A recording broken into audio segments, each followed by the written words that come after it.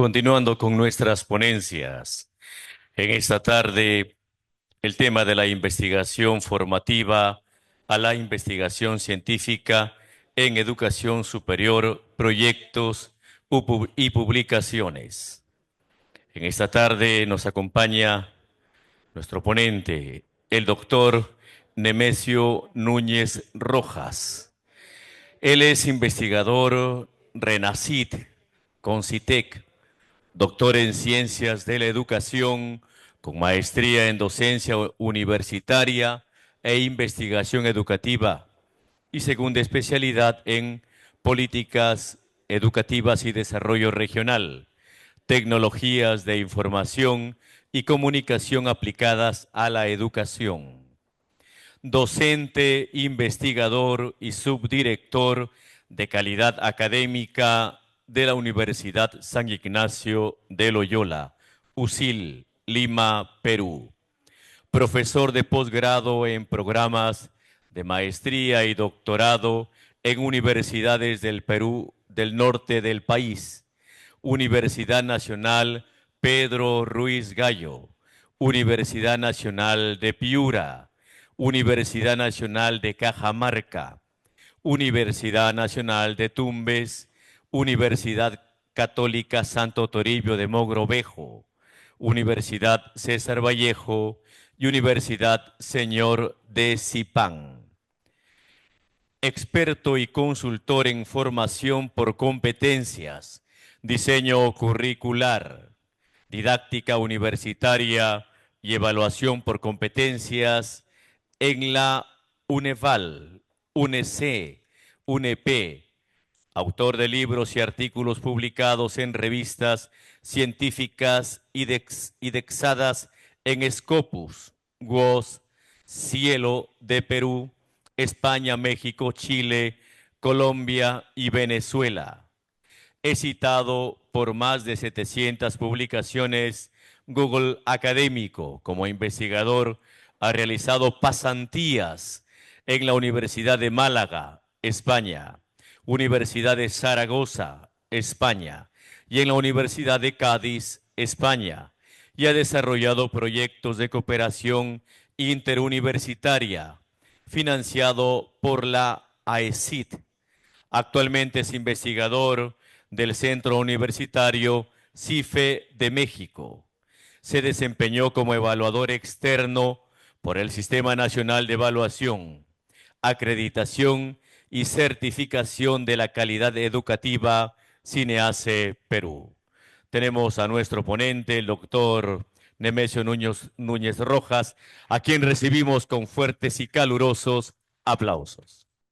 Muy buenas tardes, estimados amigos, colegas, que esta tarde se han dado cita a este auditorio en el marco de la convocatoria de este seminario, 10º Seminario Internacional, titulado Desarrollo de Competencias Pedagógicas e Investigativas.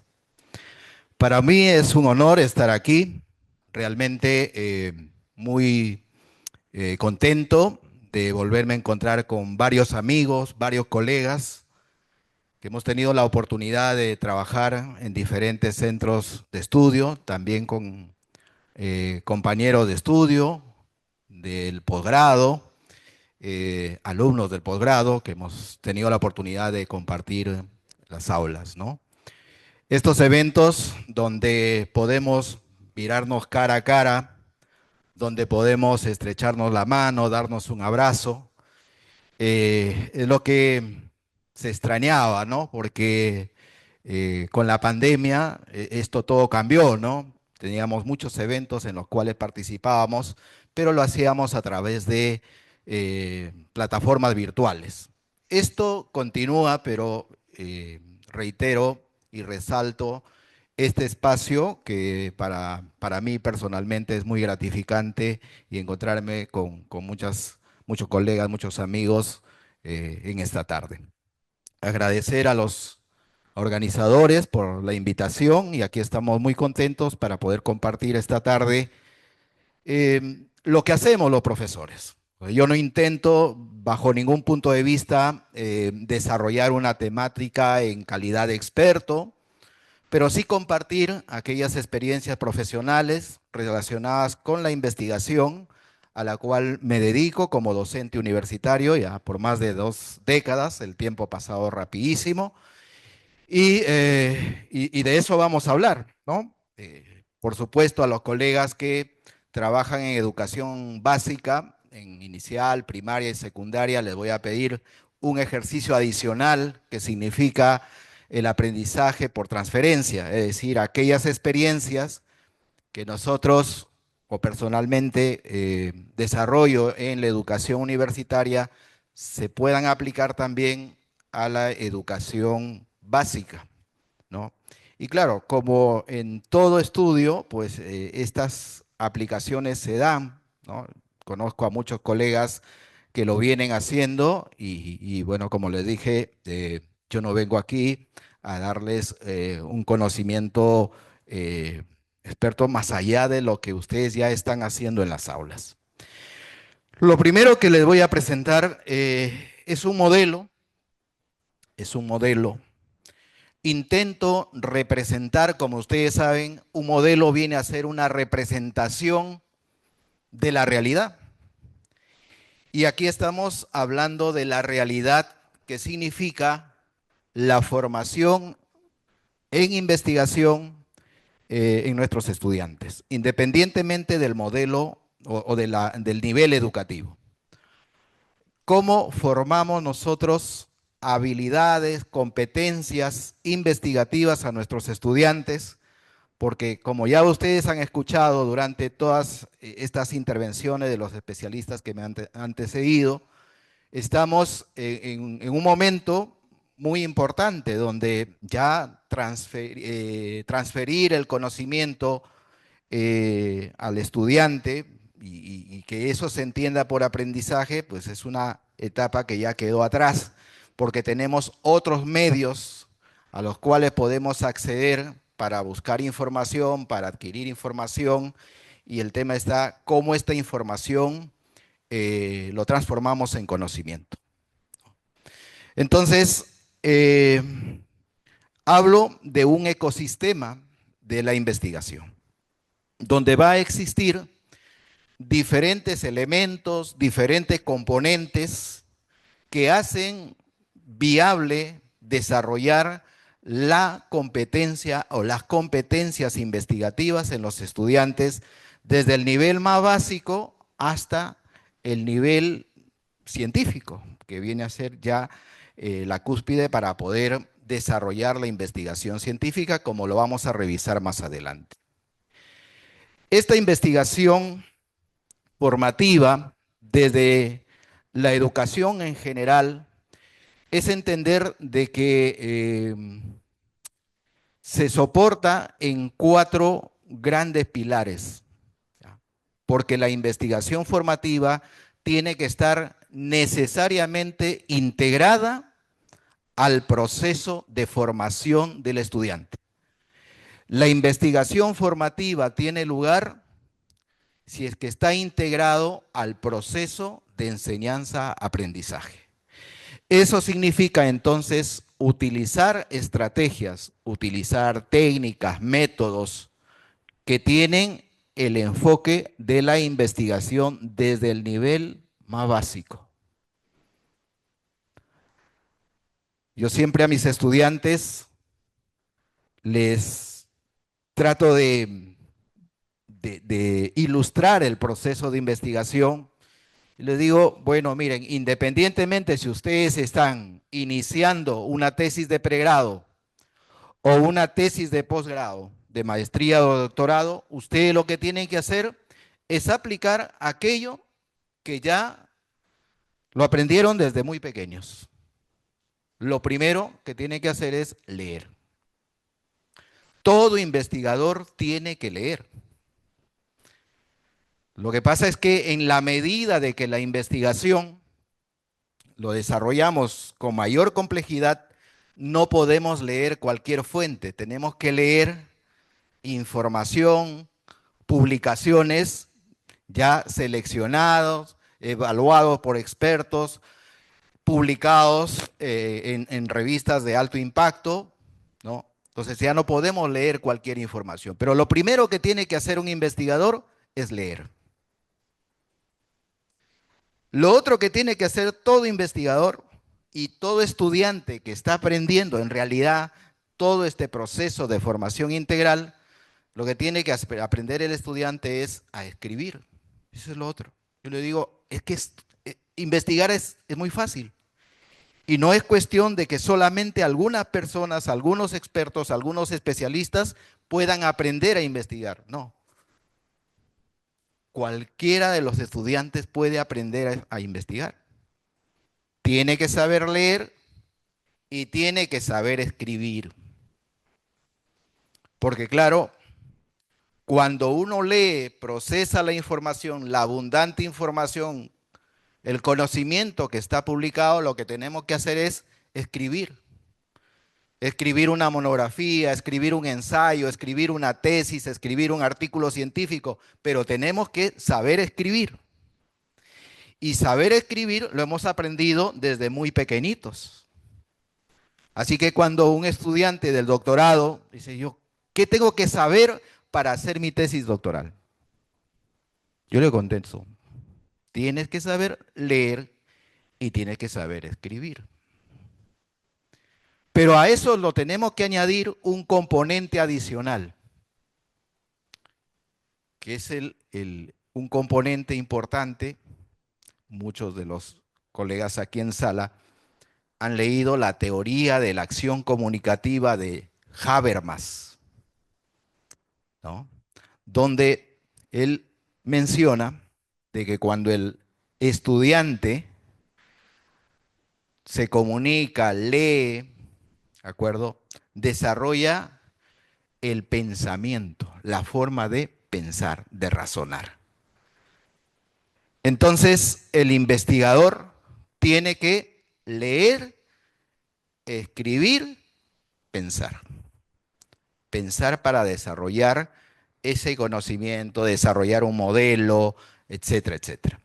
Entonces, ese enfoque tiene que estar integrado en la investigación formativa. Si nosotros queremos formar, educar a nuestros estudiantes desde la perspectiva de la investigación formativa, tenemos que enseñarles estrategias de lectura, estrategias de escritura. Y a partir de esa lectura y escritura, comienza a desarrollar el pensamiento crítico, creativo, reflexivo, etc. El otro componente de este modelo es la innovación. Y cuando vamos a explicar cómo este modelo ya se transfiere a la parte didáctica, es decir, cuando el profesor ya tiene que poner, ¿y esto cómo va a las aulas? Aquí lo que estamos haciendo es una especie de teorización, de fundamentar por qué la investigación formativa debe ser parte importantísima del proceso de enseñanza-aprendizaje, pero luego viene la pregunta, ¿y esto cómo lo llevo cuando ya estoy frente a los estudiantes? Entonces, la innovación, como todo proceso, pues implica hacer algo con aquello que uno conoce, con el saber científico. Si tú aprendes un conocimiento científico, entonces, ¿qué puedes hacer con ese conocimiento científico? Como lo vemos, ¿no? Tanto conocimiento matemático, físico, etcétera, etcétera, pero eso se traduce en nuestro celular que tenemos ahí, que nos permite rápidamente comunicarnos, conectarnos en tiempo real. Eso es producto de la ciencia, pero ya convertido en una tecnología, en una innovación. Entonces al estudiante, cuando nosotros le enseñamos a investigar y adquirir el conocimiento científico, le tenemos que decir y luego enseñar, ¿y eso cómo lo aplica? ¿Y eso cómo lo lleva a la práctica? ¿Eso para qué le sirve? Y ese es el otro pilar. El tercer pilar, por las tendencias que ustedes ya conocen y todo lo que hemos venido escuchando, especialmente lo que nos compartía el doctor Tobón esta mañana, es el tema de la sostenibilidad. O sea, nosotros tenemos una de las informaciones, las fuentes que tenemos acceso todos son los objetivos, ¿no? Al 2030. La mayoría, por no decir todos, tienen un enfoque sostenible. Es decir, cómo, en pocas palabras, salvamos al planeta, ¿cierto? Entonces, los procesos de investigación que desarrollemos desde del nivel más básico con los estudiantes, desde educación básica hasta superior, tienen que estar enmarcados en esos grandes problemas que hay a escala mundial y que lo toma, en el caso de nuestro país, quien dirige la política de investigación es el CONCITEC. Las líneas de investigación que tiene el CONCITEC están alineadas a estos grandes objetivos. Y las líneas de investigación que tienen las universidades, las instituciones de educación superior, también tienen que estar alineados a estos grandes objetivos. Y el otro pilar de este proceso de formar desde la investigación formativa es la globalización. La globalización. Por supuesto, en este contexto del desarrollo científico, tecnológico, y que ya prácticamente, pues todos estamos en esto, ¿no? La perspectiva entonces es, bajo estos pilares, teniendo como base la investigación formativa, ¿sí?, formar la competencia investigativa en los estudiantes. ¿Ya? Es decir, que el estudiante sepa investigar desde el menor hasta el mayor nivel posible.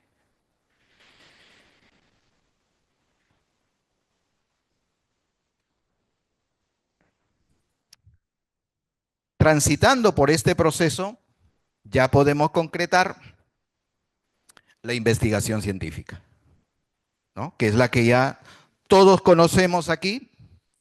Y ayer la doctora Teresita dio una conferencia muy extensa en ese sentido de explicar el proceso de investigación científica, los enfoques, los métodos, etcétera, ¿sí?, pero que ya implica ir concretando esa competencia investigativa.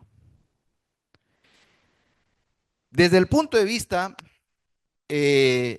educativo, ya lo que nosotros tenemos que hacer como profesores es preguntarnos, ¿y todo esto cómo lo podemos concretar en las aulas?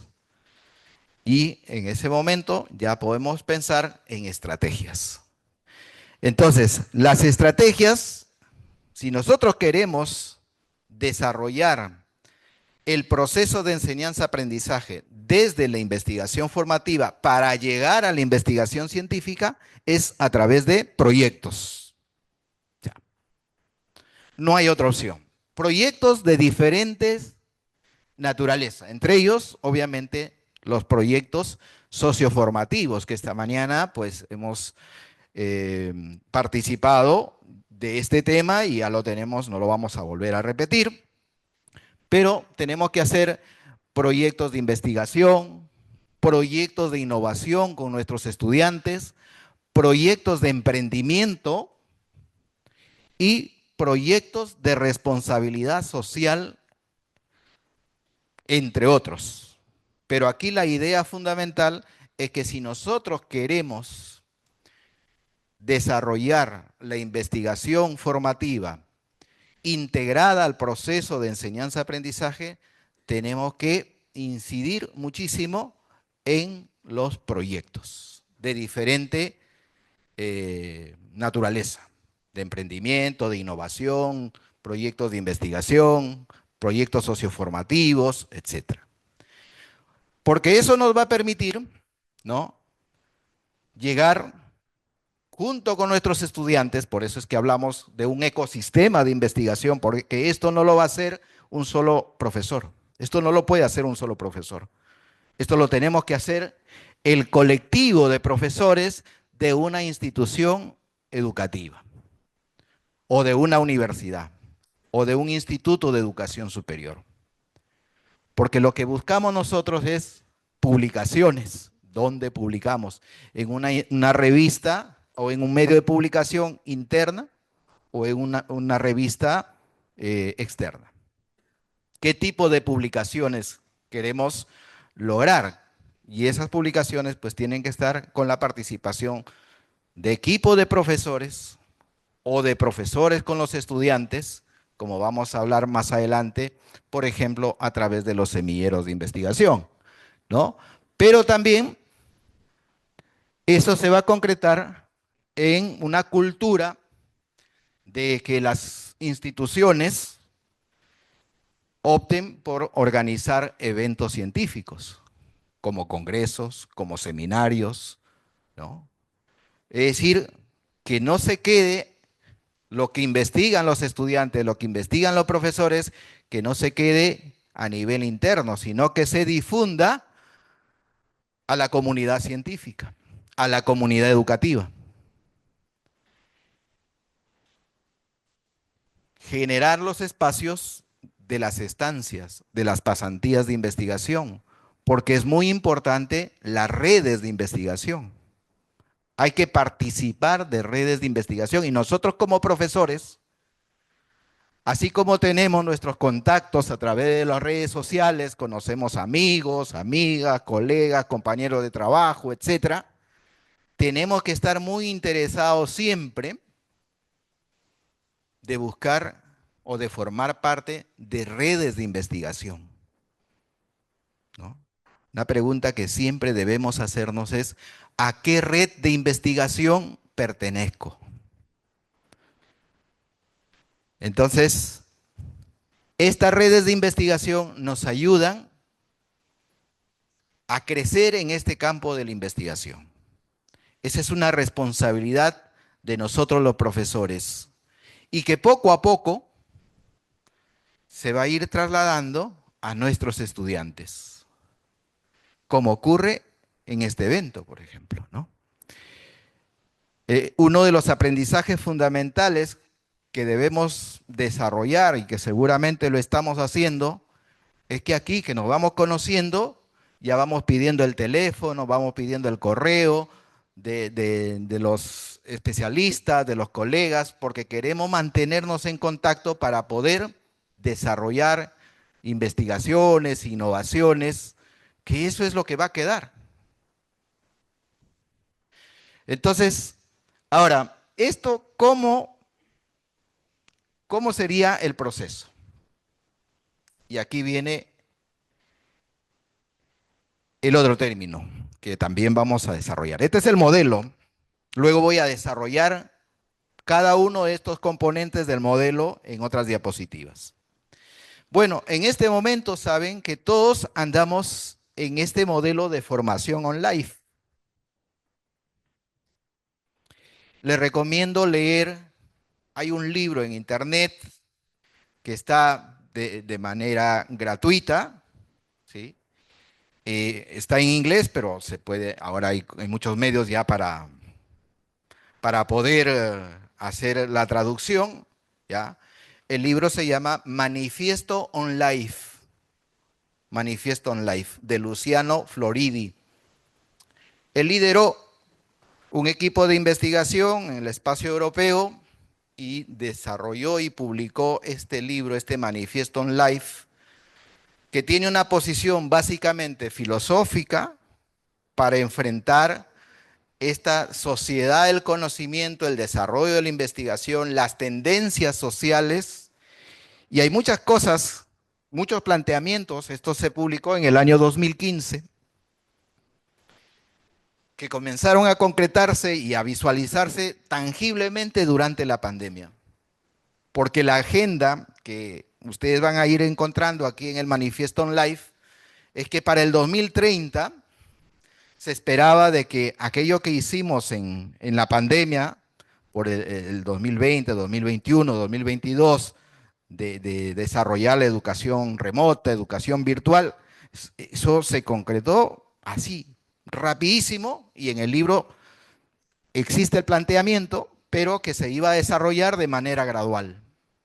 Así que el término on-life no es propio de este modelo, sino es un término acuñado, que quiere decir que ahora todos los seres humanos en general estamos en ese modo on-life, estamos conectados, aquí estamos y rápidamente nos podemos enterar qué está pasando en Europa, qué está pasando en tal o cual, y las cosas rapidísimo pues llegan y lo podemos saber.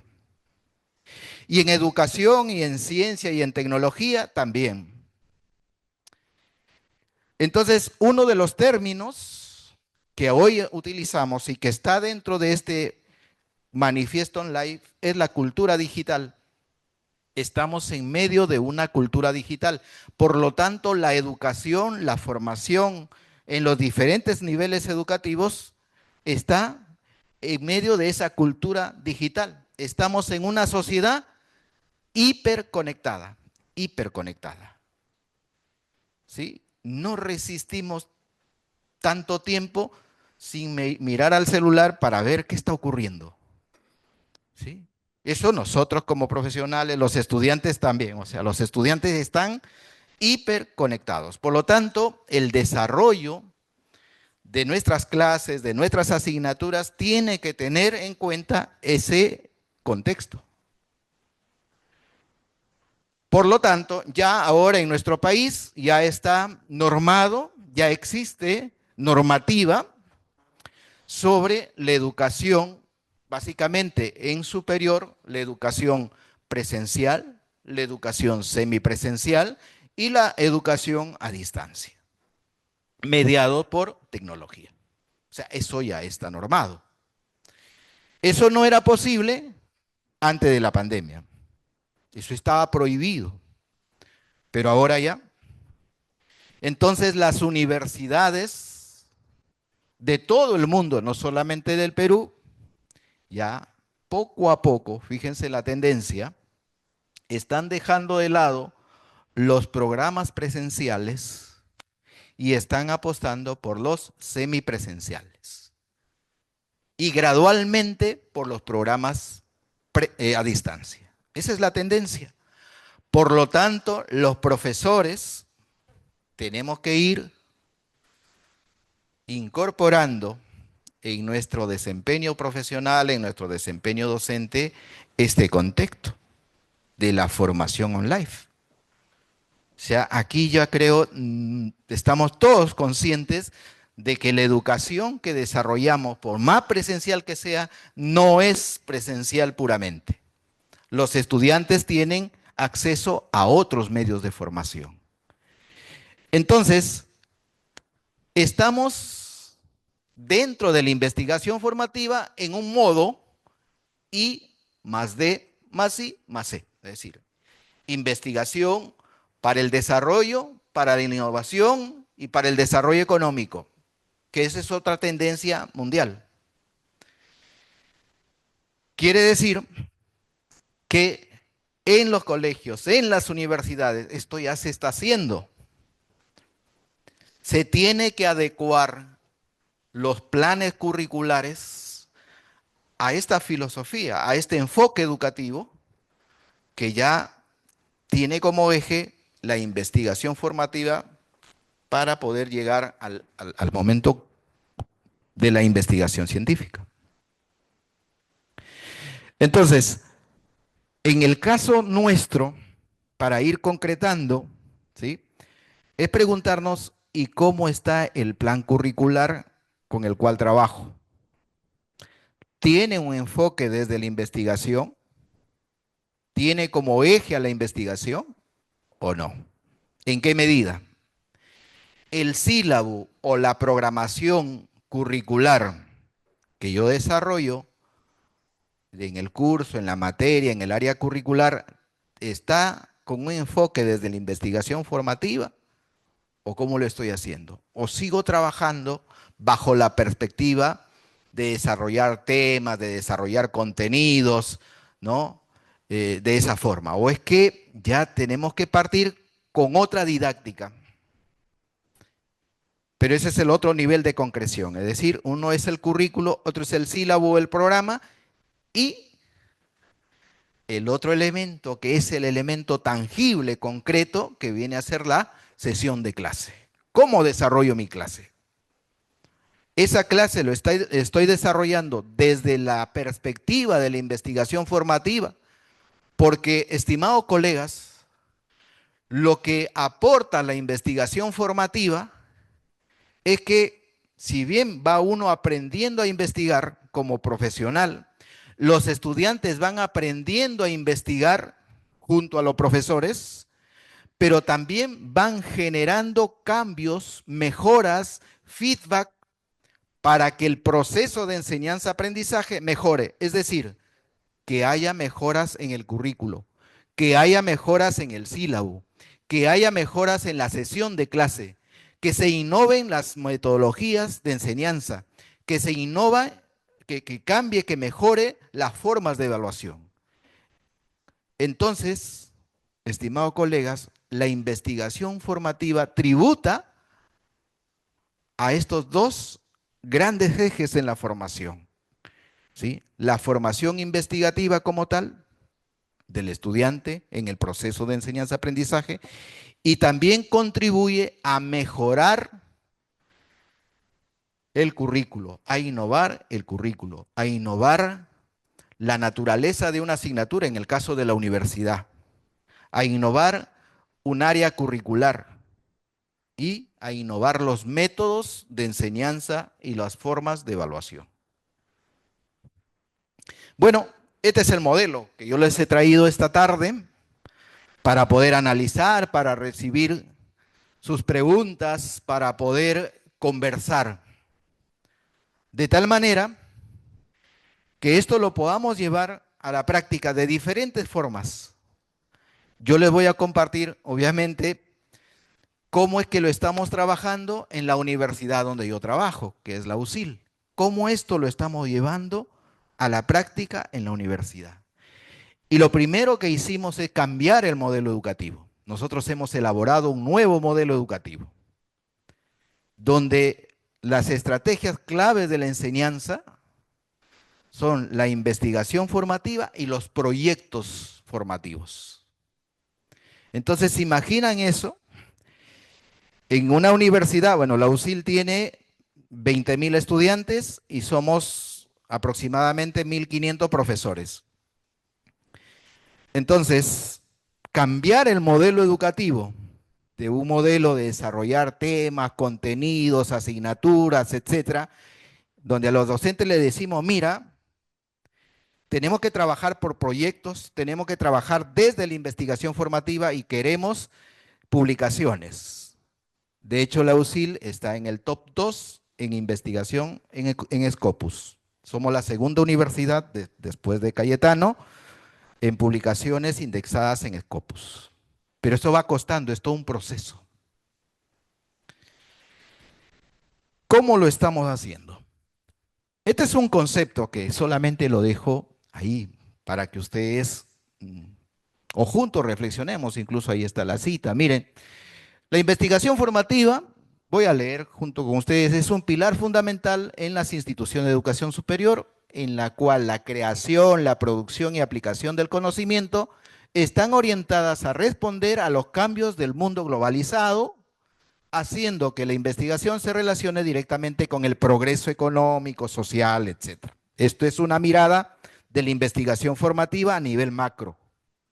Pero ya llevado un poco más al plano pedagógico, es que se desarrolla como una estrategia pedagógica para comprender el rigor con el que se lleva a cabo la investigación científica y cuya base es la exploración de las fases que componen el proceso investigativo, que inevitablemente contribuye a la consolidación de una cultura investigativa en los futuros profesionales.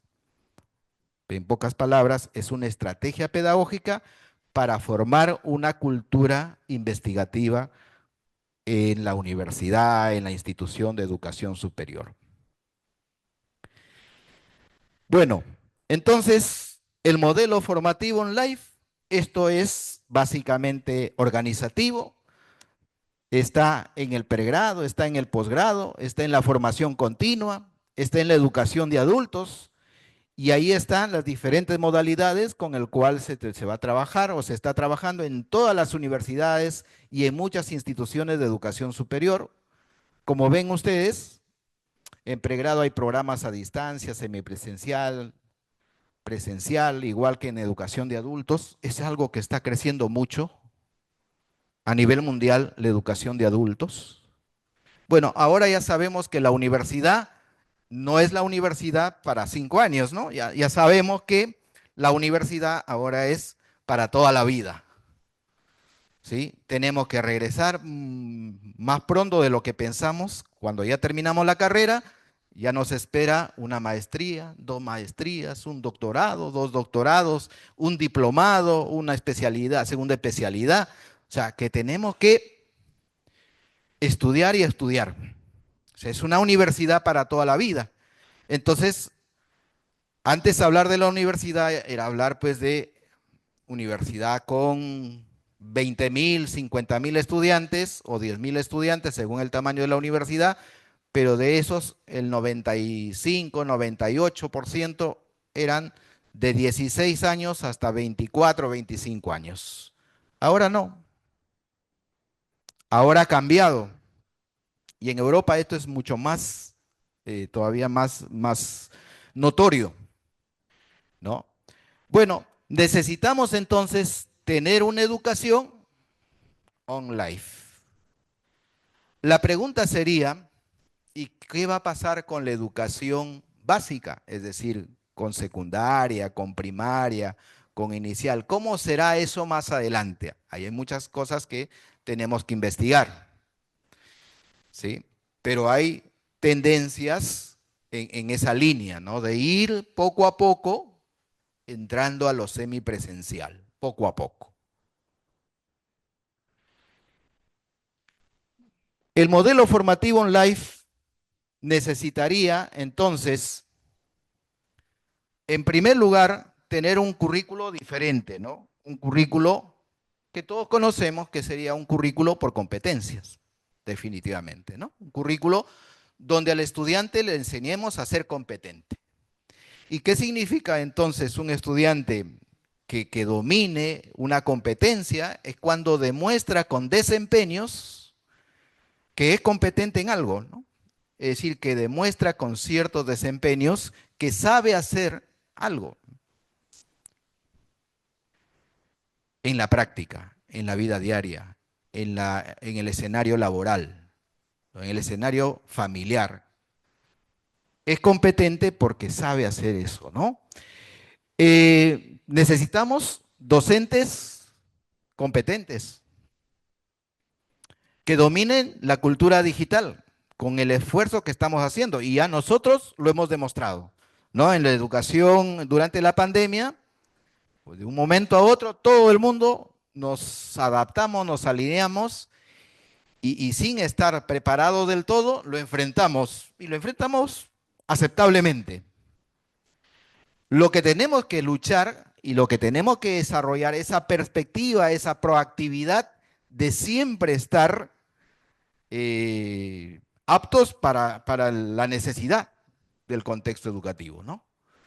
Y si hemos aprendido durante ese espacio, tenemos que ir desarrollando esos aprendizajes ya combinando con otros elementos, con otros componentes. Pero necesitamos para este modelo formativo online, básicamente docentes con una cultura digital y que sepan desarrollar la pedagogía B-Learning, ¿no? Es decir, programas, asignaturas, clases semipresenciales. En la universidad donde yo trabajo tenemos las aulas híbridas. O sea, ahí los docentes, todos los docentes tenemos que dominar, ¿sí? La clase para nosotros es normal, que tú estás, por ponerles un número, con 30 o 40 estudiantes, de los cuales de manera presencial están 20 y 10 o 15 están conectados por internet. Y ya es de lo más normal interactuar con ellos, ellos interactuar con nosotros, formar grupos entre presenciales y no presenciales en ese momento. Es decir, eso ya es del día a día en la universidad. Y el estudiante sabe que hay clases que puede venir de manera presencial y hay otras clases que no, que está conectado desde su casa, desde su centro laboral, etcétera, pero ya está. Y hay una tecnología para eso. Por eso es que uno de los componentes de este modelo es la tecnología. Entonces la universidad, así como muchas universidades, ya han implementado el modelo de las aulas híbridas, o sea, las aulas HyFlex, que se llaman técnicamente HyFlex, ¿no? Las aulas híbridas. Entonces ya hay toda una tecnología que permite que las clases se desarrollen desde esa perspectiva. Entonces ahí necesitas ya a un profesor capacitado con las competencias para poder desarrollar de esa manera las clases. ¿Ya? Y tenemos en ese modelo a los estudiantes que son los que más rápido se adaptan, porque son nativos digitales, porque ellos están ya acostumbrados a ese proceso, rápidamente se conectan desde sus celulares, se conectan de sus computadoras, etcétera, y para ellos es algo muy, muy común, no hay problema con ellos. Entonces, no digo que sean los únicos componentes del modelo formativo online, pero sí los esenciales. Necesitamos un currículo bajo esa perspectiva, necesitamos a profesores que trabajen ese currículo con ese enfoque, ¿sí? Y a docentes capacitados, ¿sí? Y una modernización tecnológica y obviamente los estudiantes. Y ojo, eso ha aperturado los programas de la universidad. O sea, ahora las universidades ya es mucho más frecuente saber que tienen alumnos, las universidades de Lima, que tienen alumnos de provincia. O sea, que el alumno está en clase desde Tarapoto, desde Chiclayo, desde Arequipa. Incluso hay estudiantes de otros países que ya están también ahí.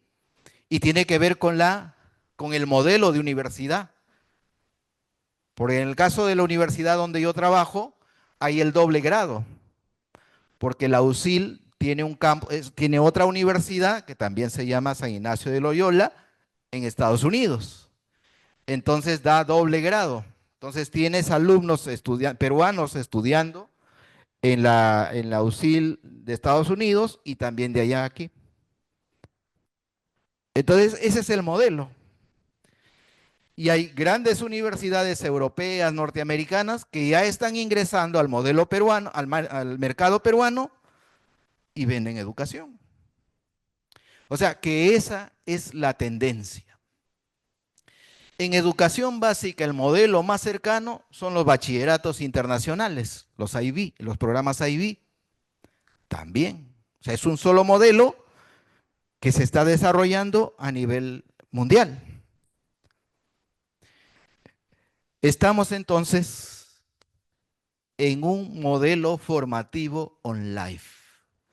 Ya no es necesario que nuestros estudiantes se desplacen al 100% a las aulas de clase, a escuchar al profesor todas las clases. Ya no es necesario. La tendencia es que gradualmente el estudiante venga a clase de manera presencial, pero también desarrolle clases desde fuera de las aulas, con otros medios.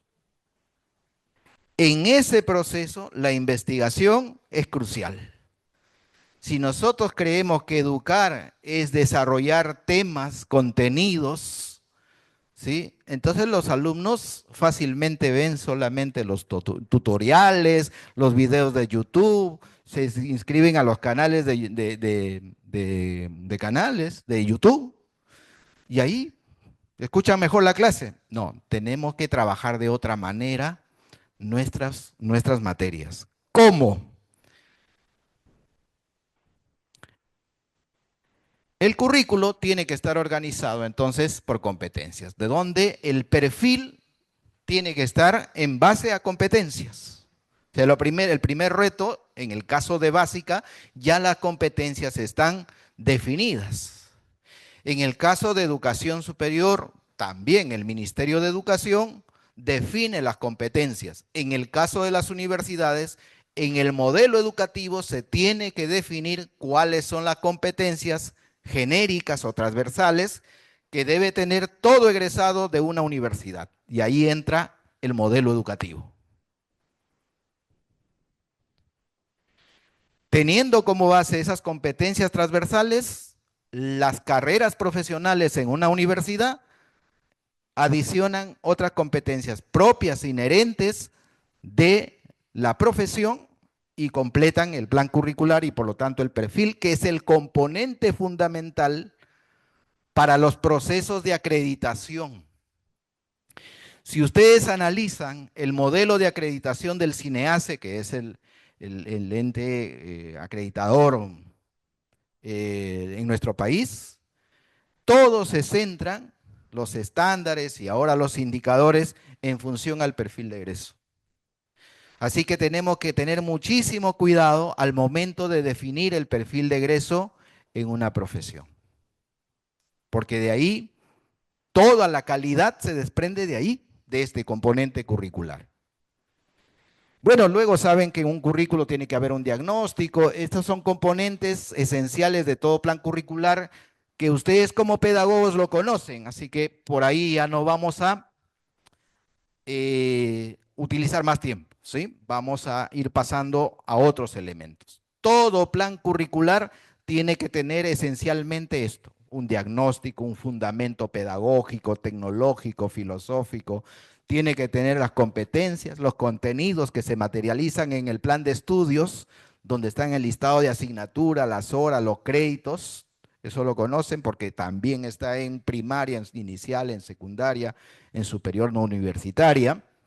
Están los lineamientos metodológicos y están los lineamientos de la evaluación. O sea que todo plan curricular, por la metodología curricular que existe dentro de la teoría curricular, tiene que tener. Entonces, el modelo formativo online, que tiene como elemento esencial la investigación formativa, lo tiene que considerar.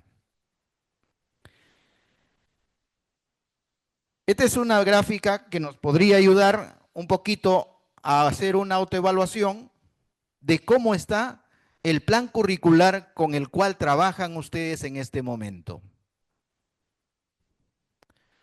O sea, el plan curricular en el nivel superior, a nivel de pregrado, o en el caso del pedagógico, de un tecnológico, ¿cómo está el plan curricular? Y todos podríamos tener esa pregunta y luego estructurar una respuesta, porque todos hemos pasado por una universidad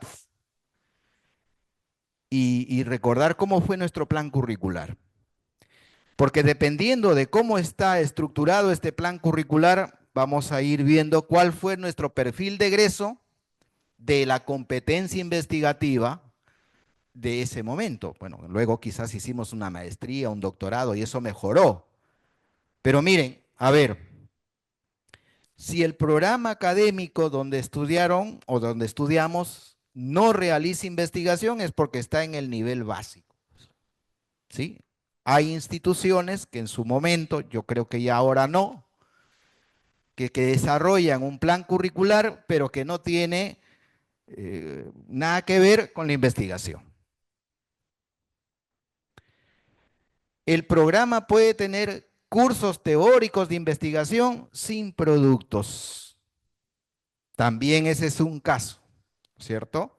De que los cursos de investigación están ahí en el plan curricular, lo desarrollan los maestros, pero ahí queda. Solamente es un desarrollo teórico de la investigación. Ahí queda, ¿no? Se toma la prueba escrita, ¿no? Se obtiene la nota y de 0 a 20 el alumno aprueba o desaprueba, pero ahí queda el desarrollo de la investigación. El tercer eslabón es el programa tiene cursos teóricos prácticos con proyectos de investigación. O sea que ya comienza este programa con un currículo donde ya se comienza a ver la relación teoría práctica en la investigación y ya se puede visualizar que hay proyectos de investigación.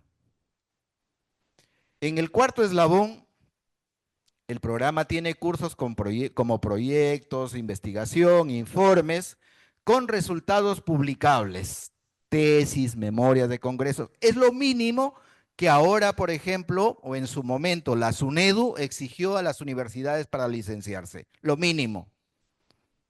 Que todas las universidades tengan un repositorio de resultados de investigación al cual se podría tener acceso cualquiera, por lo menos a nivel de la universidad, como una evidencia de que se está haciendo investigación ahí y que estaban ahí, ¿no? Publicados. Por lo menos los resúmenes de las tesis. Hasta ahí. Y en otros casos, cuando la tesis era de mayor calidad, toda la tesis. Y estos repositorios, luego, pues, se conectaban con el repositorio Alicia, donde están las tesis, y con Renati, ¿no es cierto? Donde están las tesis. Pero bueno, todavía hasta ahí estamos en un nivel donde el programa de estudios, ¿no?, realiza una investigación como que la mínima indispensable. ¿Sí? A mí mismo me ha pasado en algunas universidades donde yo me presento para evaluación, reevaluación como investigador RENACIT. Yo pongo asesor de la tesis doctoral tal, adjunto la, la resolución, adjunto el acta de sustentación de la tesis, todo. Y luego en la calificación me llega el reporte, que no está calificado porque no está esa tesis en el repositorio, ni Alicia ni Renati. No está. O sea, es una tesis que no la publicaron. Que se sustentó, que todo, ya el tesista tiene el grado de doctor, pero es una investigación que nadie conoce. Doctorado, ¿ah? Doctorado. ¿Ya?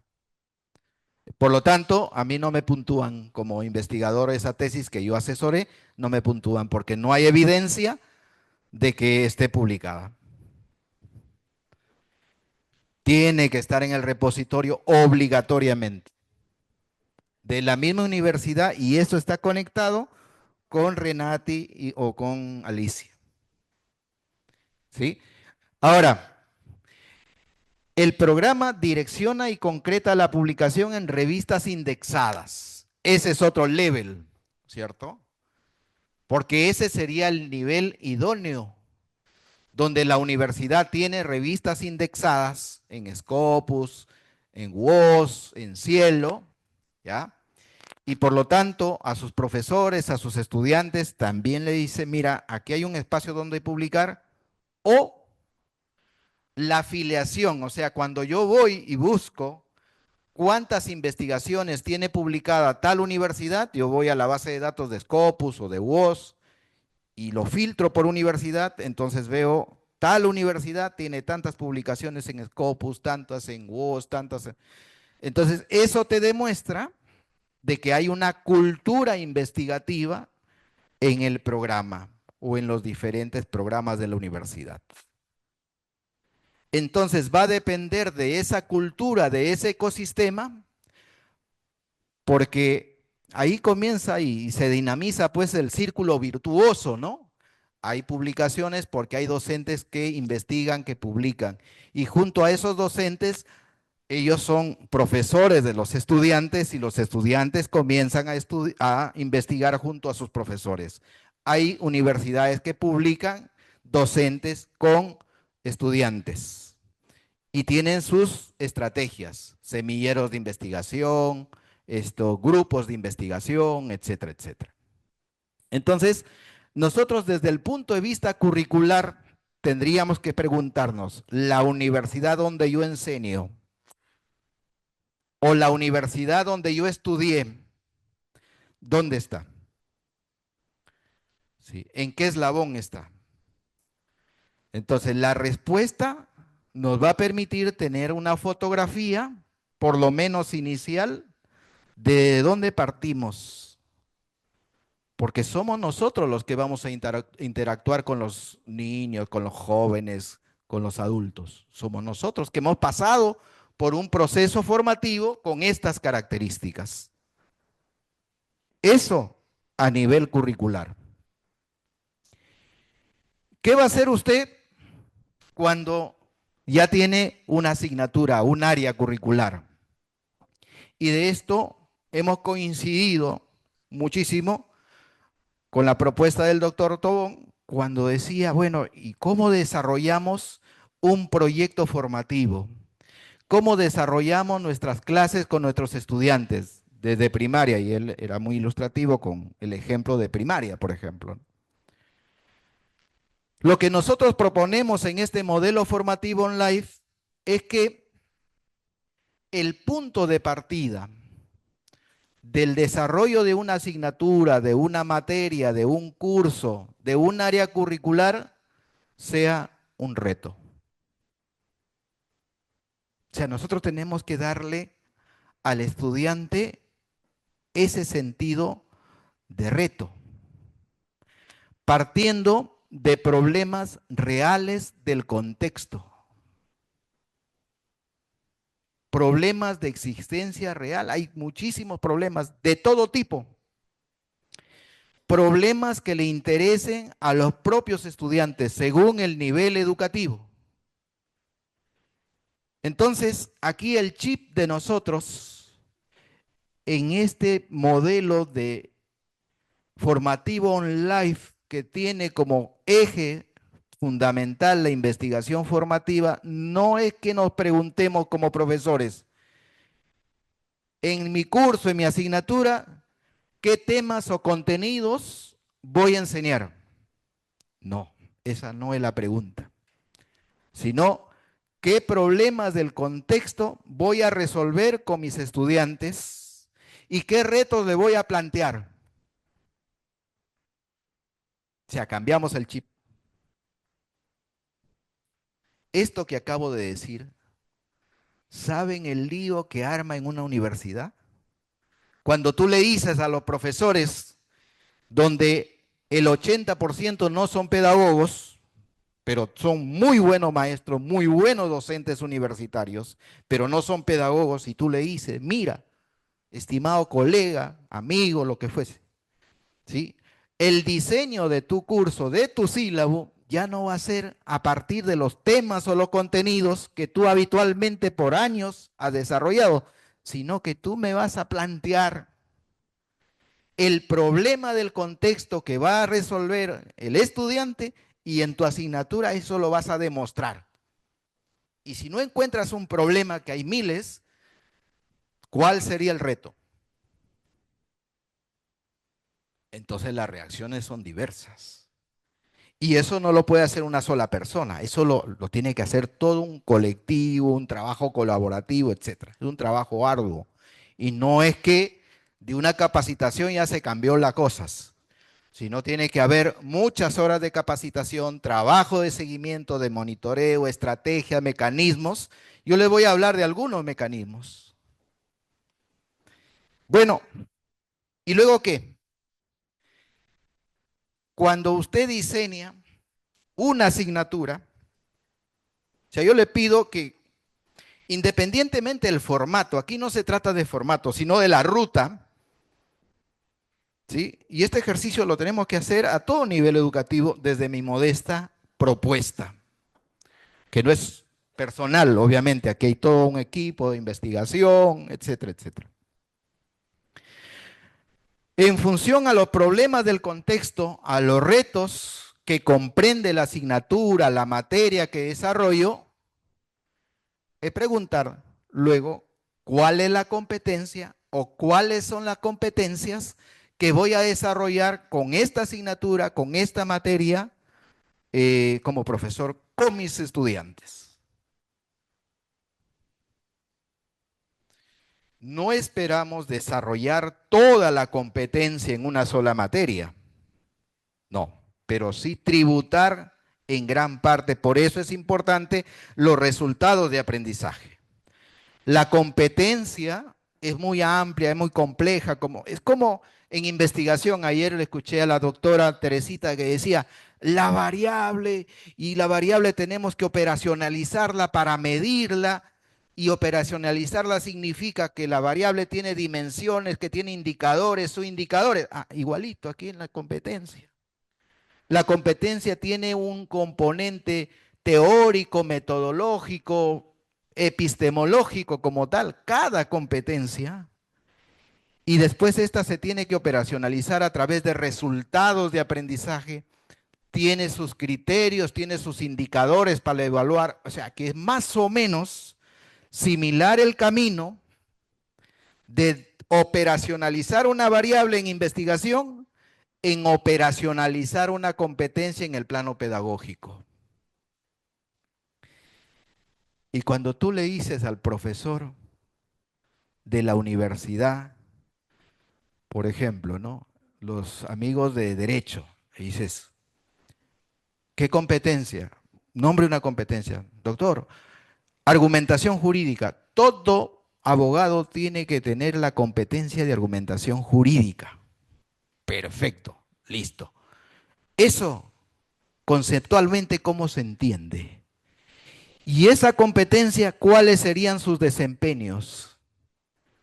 ¿Y cuáles serían los indicadores para medir esos desempeños?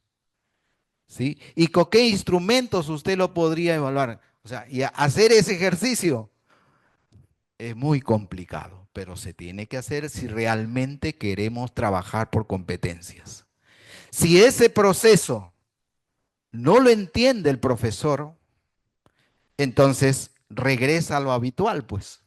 Sigue desarrollando temas, contenidos, porque eso es lo que sabe hacer por toda la vida.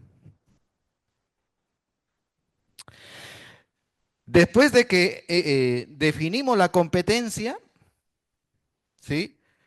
Ya vienen las actividades de aprendizaje. Y en las actividades de aprendizaje, en la asignatura, tú tienes que plantearte como maestro en, en lo siguiente, ¿no? ¿Qué actividades complejas o medianamente complejas debe desarrollar el estudiante, no usted, sino el estudiante, para que pueda lograr el resultado de aprendizaje? Porque el estudiante va a aprender de lo que él hace y no tanto de lo que el profesor dice o el profesor haga. Lo que el profesor dice o hace es un referente para el estudiante, pero el estudiante aprende cuando él hace, aprende haciendo. ¿Ya? Voy a citar, ¿sí?, a John Big, ¿ya? John Big, alineamiento constructivo. Entonces, cuando hacemos un sílabo, cuando hacemos una programación curricular, nuestro trabajo como profesores es saber diseñar qué actividades complejas o medianamente complejas deben realizar los estudiantes para aprender, para resolver el problema, para resolver el reto, ¿no? Y por lo tanto eso lo demuestra a través de desempeños y estaría desarrollando la competencia que está en el perfil. Y el cuarto componente es pensar en evidencias. Porque claro, si yo le digo al estudiante que haga, que aprenda haciendo, yo le tengo que pedir desde el punto de vista pedagógico, formativo, didáctico, es que me demuestre con evidencias que el resultado de aprendizaje o el desempeño lo va logrando. Las evidencias deben demostrar el desempeño esperado alineado a la competencia. Entonces, miren, estimados amigos, colegas, esta sería la ruta formativa de una asignatura. Y si esta asignatura la desarrollamos de manera semipresencial, B-Learning, o a distancia incluso, si nosotros lo hemos pensado detenidamente, esta ruta, la manera como se implemente en la práctica va a ser sobre ruedas. Pues ya lo pensaste, metiste mucha cabeza al inicio y ahora queda solamente dinamizar el proceso. Entonces, miren, conclusión aquí. Partimos de un reto a partir de problemas del contexto. Identificamos la competencia y ahí el resultado de aprendizaje. Diseño actividades complejas o medianamente complejas que realice el estudiante y luego veo, planifico cuáles son las evidencias que me demostrarían el desempeño.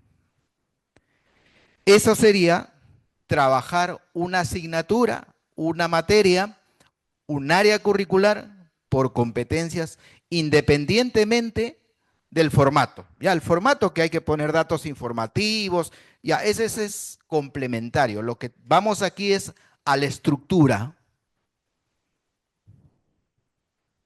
Luego, ¿qué? Ahí estamos en la asignatura. Miren, ya vamos bajando, ¿no? Primero estuvo el currículo, ahora estamos en la asignatura, en el sílabo, y ahora vamos a pasar al modelo didáctico. O sea, esto que lo estamos dialogando, ¿cómo lo pasamos al aula? Cuando ya estoy frente a frente con los estudiantes. Entonces, hay que crear un modelo didáctico. En la mañana el doctor Tobón nos decía, mira, es que hay que trabajar con 4 momentos. ¿Sí? Partía, ¿se acuerdan ustedes? El primer momento era de la sensibilización, ¿de acuerdo? Primero sensibilizamos. ¿Cuál era el segundo momento? La problematización. Tercer momento, gracias. Tercer momento, ¿cuál era? La actuación. Y, gracias. El cuarto momento era la socialización. Bueno, vamos a encontrar algunas coincidencias, como no puede ser de otra forma, porque el enfoque es el mismo. La propuesta nuestra también es socioformativa, con las adecuaciones institucionales a través de un modelo educativo que les comparto. Y es que en la universidad creamos una ruta formativa basada en la investigación formativa, así se denomina, y identificamos 4 momentos. ¿Ya? No son etapas, no son lineales, son 4 momentos que coincidentemente para nosotros ya es la adecuación. Yo no digo que lo tomen tal cual, ¿sí? Porque aquí hay una adecuación ya. Ven ustedes un acróstico ahí. USIL. ¿Ya? Ustedes pueden darle otro nombre o pueden darle otro enfoque conceptual, metodológico. Pero este es un proceso constructivo original de la comunidad universitaria. Eso es lo que quiero resaltar. Entonces, ¿qué significa U? Que nosotros partimos de que toda sesión de clase, y esta es otra cosa, la que voy a mencionar, que descuadró otra vez a los profesores, que es normal. Le dijimos, miren, una sesión de clase no se organiza ni se planifica en función al horario de clase, porque tú puedes tener en una materia, por ejemplo, 2 horas el día lunes y 3 horas el día miércoles. Entonces tú dices como profesor, voy a tener 2 sesiones de clase, una para el día lunes, las 2 horas, y otra para el día miércoles, las 3 horas. No, le dijimos, vamos a cambiar eso, porque el horario sí es necesario, el horario tiene un enfoque administrativo porque eso ayuda a tener un orden de aulas, de ubicación, etcétera, pero eso no determina el aprendizaje. Entonces, la sesión de clase puede tener 6 horas de duración, 8 horas, 10, 12 horas, 15 horas, según la naturaleza del proceso de aprendizaje. A mí no me determina el número de sesiones o la duración de las sesiones, el horario de clase, porque ese es un paradigma muy acentuado en el profesor todavía, sino la naturaleza del aprendizaje. Doctor, ¿y cómo es eso? Pero si yo tengo que llevar mi clase para mis 2 horas y yo tengo que marcar y esto, no. No, a ver, vamos. Una cosa es la parte administrativa, una cosa es la parte normativa y otra cosa es la parte pedagógica, la parte del aprendizaje. ¿Me explico? Y así comenzamos a hacerlo. Bien, entonces, una sesión, una asignatura de 5 horas semanales puede tener en todo el ciclo 6 clases, 5 clases, 8, 7, pero ya no va a tener pues 32 clases, porque claro, si tengo lunes y tengo miércoles, 2 clases a la semana por 16 semanas que dura el ciclo, son 32 clases. ¿Y tú crees que el profesor lo va a preparar las 32 clases? ¿Quién lo va a revisar? Y eso, no, eso no puede ser así. Vamos a cambiar el chip otra vez. ¿Ya? Que el número de sesiones de clase con este modelo sean 6, 7, 8. Le pusimos un rango entre 5 a 12. Profesor, que por ahí no sale 13. Perfecto. Y al siguiente ciclo te va a salir menos, seguro. Pero bueno, entonces, cada clase, ahora sí estamos claros con que la clase no equivale a 2 horas, a 3 horas, sino puede ser a 8, a 6, a 7 horas. Y que puede comenzar esta semana y terminar la otra o la tercera semana. ¿Estamos? ¿De acuerdo? El primer momento de la clase es que la U significa utilidad, que la clase le sea útil al estudiante. O sea, lo primero que el profesor le tiene que explicar al estudiante es que la clase le es útil para su formación personal, para su formación profesional, para el desempeño profesional a futuro. O sea, que aquello que está aprendiendo, sí, le es útil. No es cualquier cosa. Entonces, para eso, el profesor tiene en cuenta aquello que está en el modelo educativo, que nosotros formamos profesionales con un proyecto ético de vida, no con un proyecto de vida solamente, sino con un proyecto ético de vida. Y eso tiene una connotación socioformativa, por supuesto, ¿no? Entonces, la clase que desarrolla el profesor en una materia tiene que tributar a su proyecto ético de vida y al desarrollo de su profesión. Aquí solamente le voy a presentar la síntesis, porque no voy a desarrollar todo el modelo didáctico, porque ahí aparecen una serie de estrategias para cada uno de los momentos. Por ejemplo, aquí planteamos el problema, planteamos el reto, identificamos los saberes previos. O sea, hay más estrategias ahí dentro de ese mismo momento. Y es más, nosotros trabajamos con la plataforma Canvas, que es una plataforma virtual. Ya. Hemos tenido que diseñar la plataforma Canvas de tal manera que en la plataforma el profesor pueda poner qué es lo que va a hacer en el momento de la utilidad, cuáles son sus estrategias, que él mismo crea, que él mismo inventa, que él mismo valida, pero siempre y cuando cumpla con esto, que la clase, o sea, el profesor debe demostrar que la clase le es útil al estudiante en su proyecto ético de vida y su profesión. Ese es el requisito.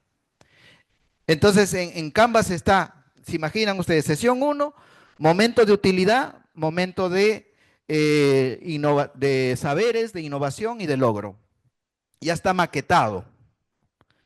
Entonces, en la universidad no hay quien revise la sesión de aprendizaje que elabora un docente. No, no hay. No tendríamos capacidad logística para eso. Pero la misma plataforma Canvas sí tiene un reporteador, tiene un dashboard que te arroja qué es lo que hace un profesor en tal materia, en la utilidad, qué hacen los saberes, qué hacen innovación y qué hacen en el logro. Te da un reporteador y te genera toda una estadística. Y eso hace la tecnología. O sea, ya no lo hacemos manualmente. Y eso viene con Canvas, o sea que no hay que pagar más ni menos por Canvas. Y eso ya tiene la plataforma. Bueno, el segundo momento es los saberes. ¿Ya? En los saberes, entonces, lo que nosotros garantizamos en esta sesión de clase es que los alumnos movilicen los saberes para el desarrollo de competencias y la solución de problemas. Y ahí implementamos una serie de estrategias como búsqueda de información en base de datos. También consideramos que si hay la necesidad de que el profesor realice un encuadre del tema, o sea, que tenga que dar una clase magistral sobre el tema, lo puede hacer en 10, 15 minutos, como experto, como especialista, que desarrolle el tema de manera magistral, o que presente un buen video tutorial, ¿no? Y ahí organizamos el trabajo colaborativo, ¿sí? Desarrollo de trabajo en equipo, desarrollo de la investigación, aquí en este momento.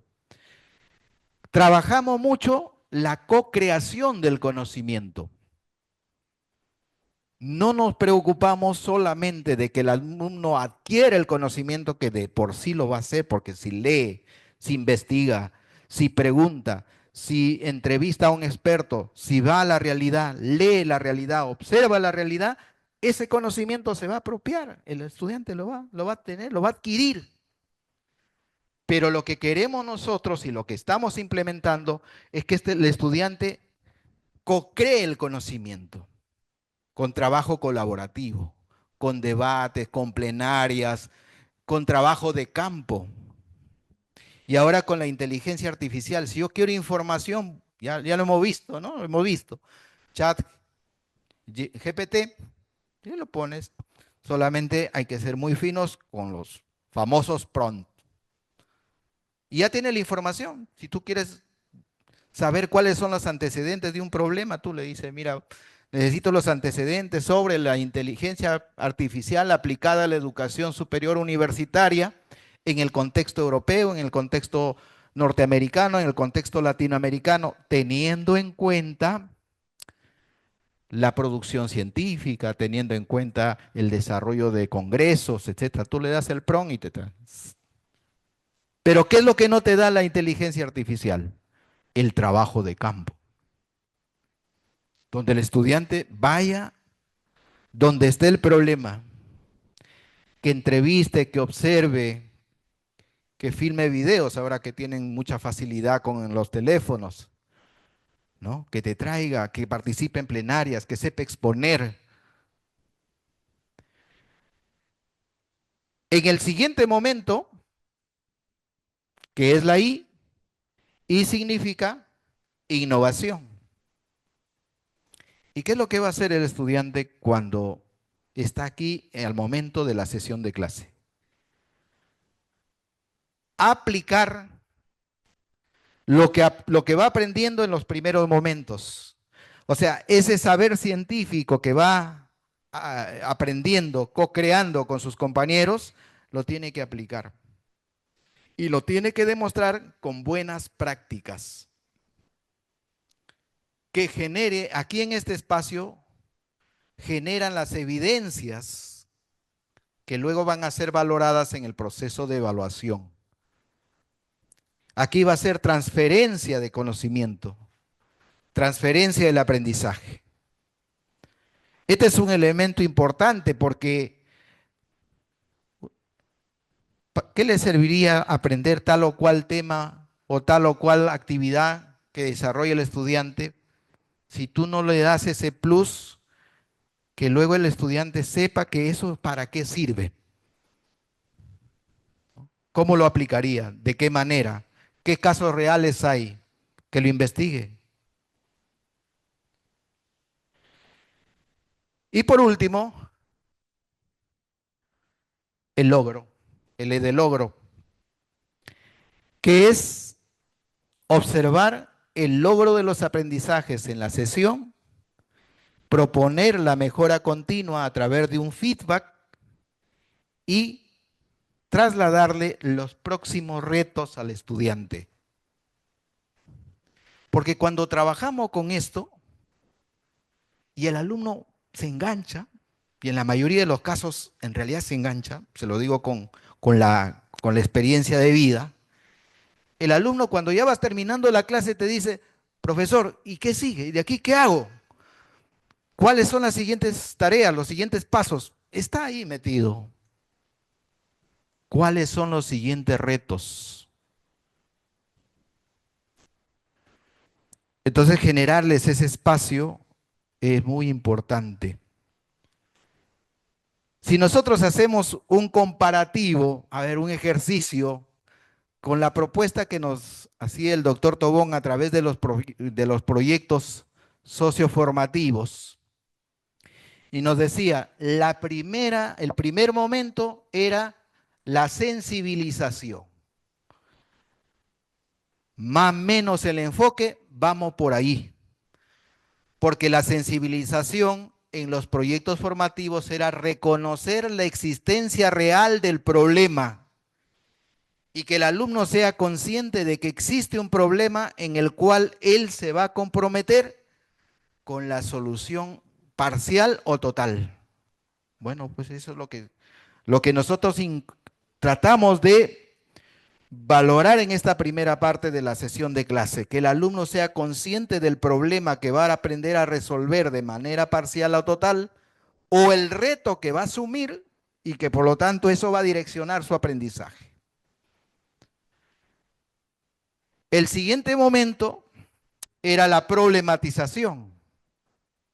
Y la problematización era buscar fuentes de información, ¿no? ¿Qué es lo que cómo se está resolviendo el problema en otros contextos? Bueno, eso es lo que va a hacer el alumno aquí. Ir a buscar a los expertos, adquirir el conocimiento de otros contextos para poderlo transferir y comprender y solucionar el problema. Tiene relación, ¿no? Luego el doctor Tobón decía, actuación. Bueno, esa es la innovación. Es generar buenas prácticas a partir de lo que tú sabes, a partir de lo que vas aprendiendo, eso cómo lo transfieres para la práctica. Y al final, él nos hablaba de la socialización. Bueno, pues nosotros enfatizamos mucho en los logros, en el feedback, en la autoevaluación, la coevaluación, los próximos retos. Este modelo didáctico, como ustedes ven, en la universidad el 100% de los profesores lo aplican y ya está materializado en la plataforma Canvas. O sea que cuando al profesor le dicen, vas a desarrollar tal materia, ya lo primero que ingresan lo generan en su curso y ya está la maqueta ahí. ¿Qué es lo que tiene que hacer? Es poner ahí sus sesiones de clase. Y cuando el gestor quiere saber cómo lo están trabajando sus profesores después de un mes, va al reporteador con el dashboard y ya ve, ¿no? Cuántos cursos están trabajando, cuántas sesiones tiene, ese es con un clic, nada más. Y ahí hay mejora continua, ¿no? Es decir, si detectas a un profesor que tiene dificultades, ahí viene la capacitación, pero no una capacitación general, sino una capacitación en la práctica, sobre lo que va haciendo. Me explico. Bueno, ya vamos llegando. ¿Y cuáles son las estrategias didácticas que se incluyen en estas sesiones de clase? Primero los proyectos, pues, los proyectos. ¿sí? Los profesores están muy preocupados en los proyectos. Pero cada ciclo es más dinámico, es decir, ya los profesores vamos, como ocurre en todo cambio pedagógico, ¿no? O sea, el primer ciclo pues vas experimentando, vas validando, después ya como el día a día, ¿no? O sea, no hay mayor problema con eso. También trabajamos el tema de la investigación-acción como estrategia didáctica. Eso lo conocemos, la investigación-acción participante, ¿no? Donde igual identificamos un problema, diagnosticamos, armamos un plan de acción, ejecutamos el plan de acción, vemos resultados, reflexionamos. Y si vemos mejoras, perfecto. Si vemos que todavía podríamos mejorar, otra vez el ciclo, ¿no? Planificamos, actuamos, vemos resultados, reflexionamos. Entonces, la investigación-acción es una estrategia didáctica. En las publicaciones que yo tengo, que están, bueno, ponen de manera muy práctica, van al Google académico, ponen mi nombre, Nemesio Núñez Rojas, y ahí aparecen mis investigaciones. Y varios temas de los cuales estoy hablando aquí están publicados. O sea, por ejemplo, la investigación-acción como estrategia didáctica. Hay un paper sobre eso. Los proyectos formativos como estrategia.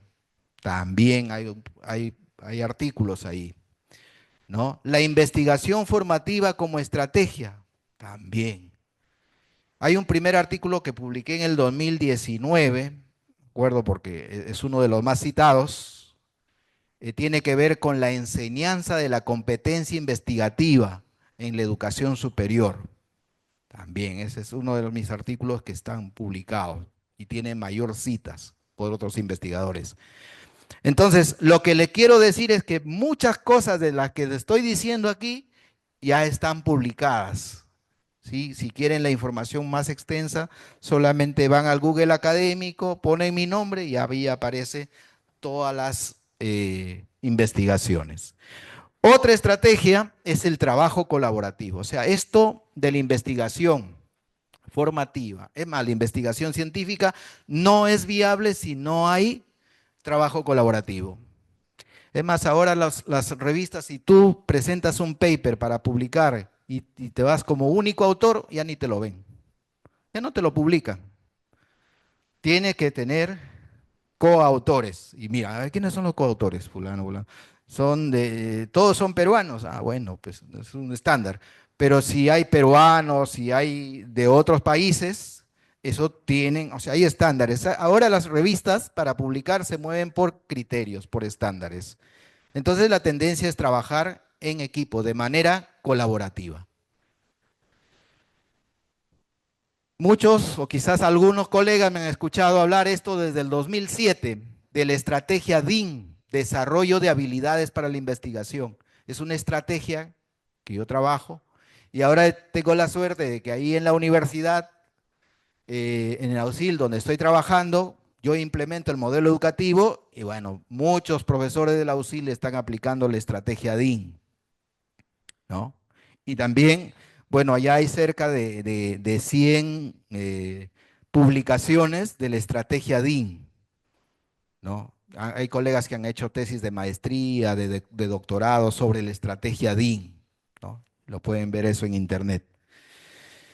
Eh, pero las estrategias por sí solas en investigación formativa no podrían funcionar al 100% del todo bien, ¿no? Tienen que haber medios. Y claro, por ejemplo, en el caso de la universidad y en todas las universidades hay laboratorios de producción y generación de contenidos. O sea, si uno quiere virtualizar un curso, no lo puede hacer solamente uno a nivel pedagógico, sino ya todo un laboratorio, ¿no? ¿Sí?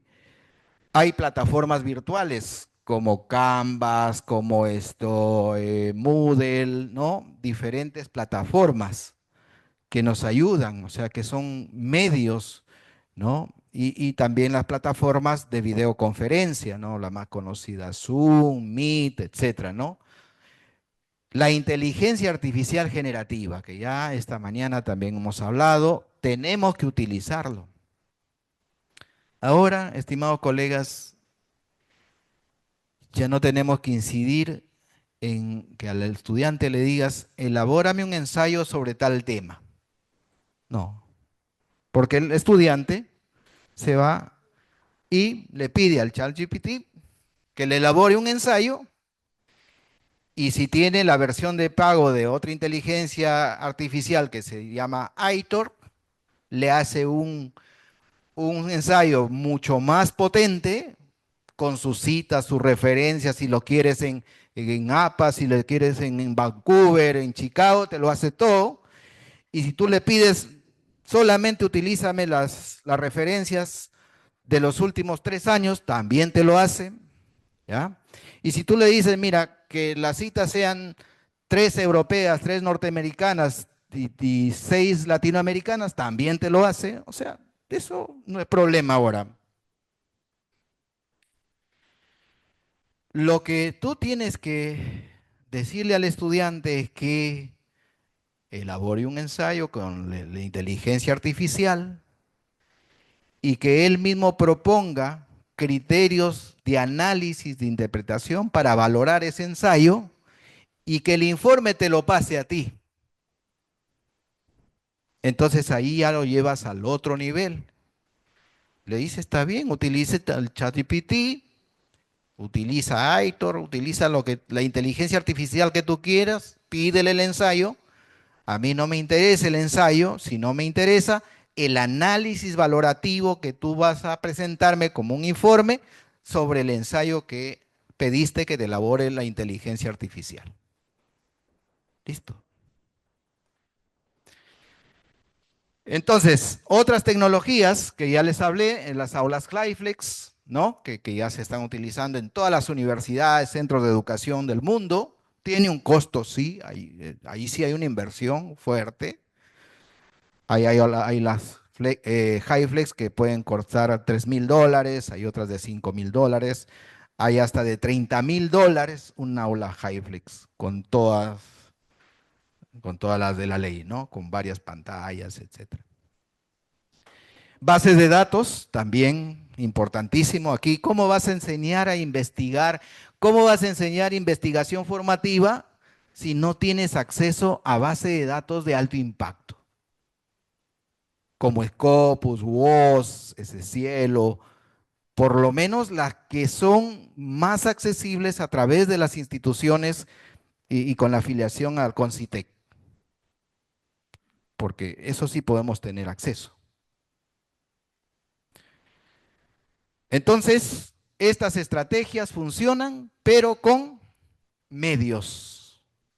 Sí, tenemos que trabajar no solamente en estrategias, sino en medios. Porque por eso hablaba de un ecosistema de investigación. O sea, eso no lo puede hacer uno solo. El proceso de formación de investigación, y con esto voy terminando, ya para pasar si es que hay algunas preguntas, sería, estimados colegas, partir de la investigación formativa integrada al proceso de formación integral en la educación en general. Desde enseñarle a los niños a leer, mucha lectura, luego a escribir y luego pensar. Cuando el investigador lee muchas fuentes, cuando el investigador comienza a escribir y dice, este es un párrafo inductivo, este es deductivo, mira que esto te permite un criterio de comparación, etcétera. Desarrolla el pensamiento creativo, desarrolla el pensamiento crítico. Y esa es una triada que no falla. Lectura, escritura, pensamiento.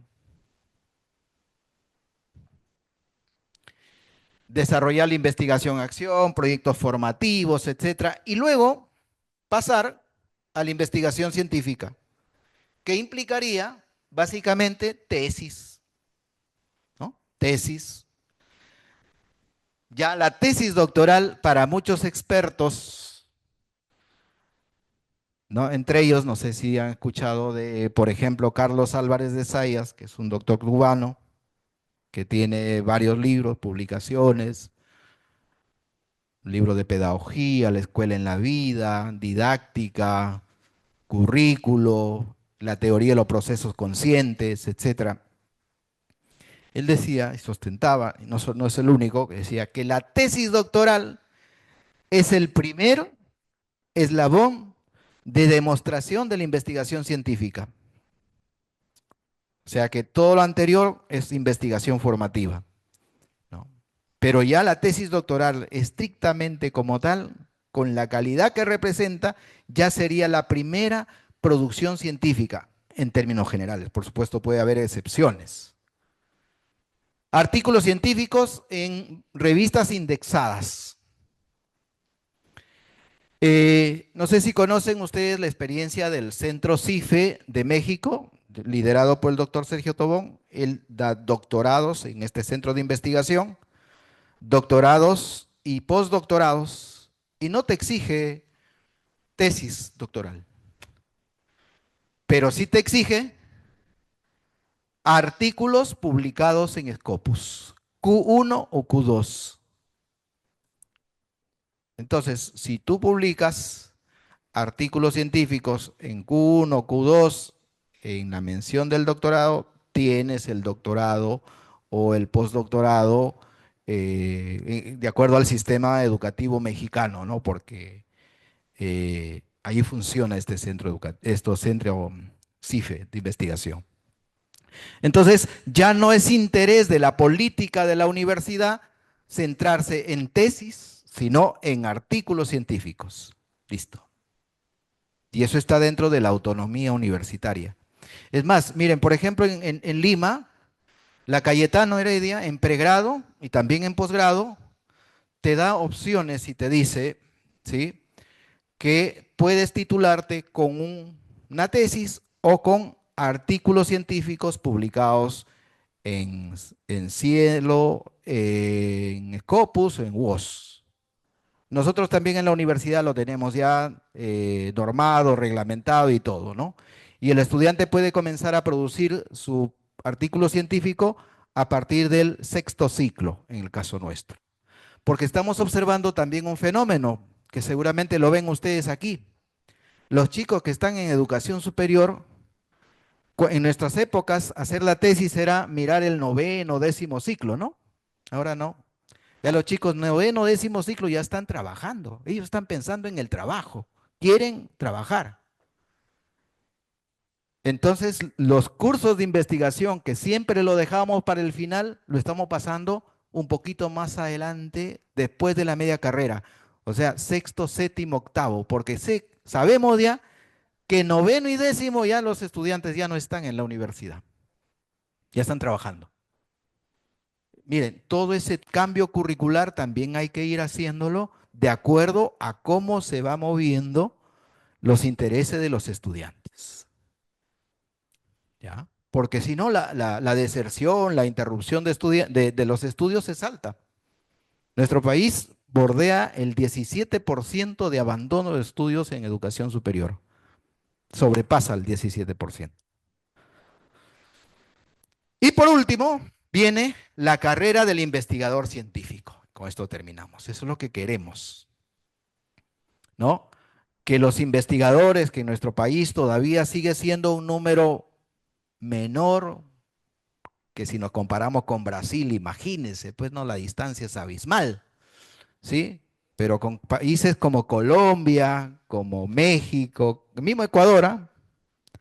¿Sí? Nuestro número de investigadores es muy poco. Es que no tenemos todavía una carrera del investigador científico como tal, todavía no.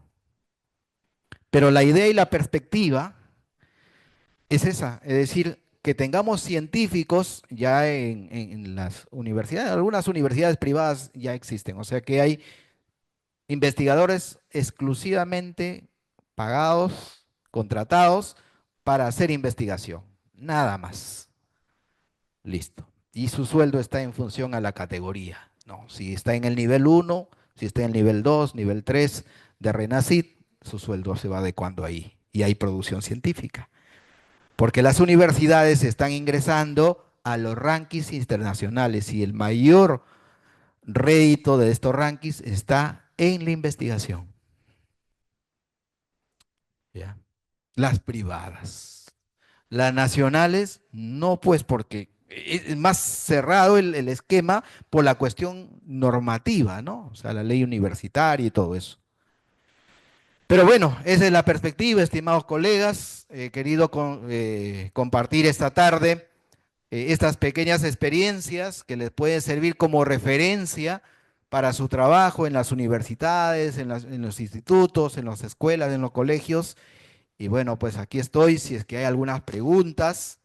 Entiendo que están cansados, hoy sábado por la tarde, estuviéramos descansando, ¿no?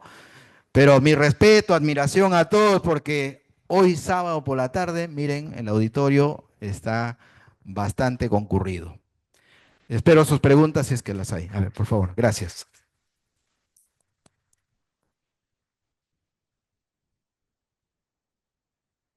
En primer lugar, doctor Nemesio, agradecerle esta deferencia y sobre todo la forma tan didáctica como ha podido usted llegar a hacernos entender cómo están los currículos ahora en la universidad, ¿no?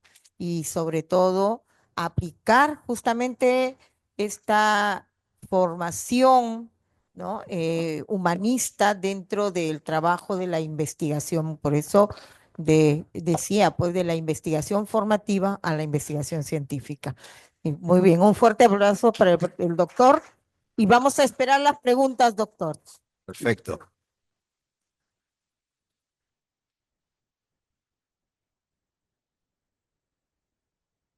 A ver.